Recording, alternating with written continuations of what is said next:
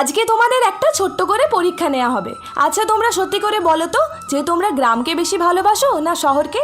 হ্যাঁ জানি জানি এখানে অনেকেই ভাবছো শহরকে বলবে, আবার অনেকেই ভাবছো গ্রামকে। কিন্তু আসলে কি বলো তো, সত্যি কথা এটাই যে জীবনের পথে চলতে গেলে গ্রাম আর শহর উভয়কেই ভালোবাসতে হবে। না হলে তোমরাই বলো না, যারা গ্রামকে ভালোবাসো বলছো তারা কি শহরের কোনো জিনিস ব্যবহার করছো না? আর যারা শহরকে বলছো তারা কি গ্রামের উৎপন্ন কোনো ফসল খাবে না? এরকম করলে তো আর জীবন চলে না। তাই জন্য জীবনে পথে চলতে গেলে গ্রাম আর শহর দুটোকেই সমানভাবে ভালোবাসতে হবে।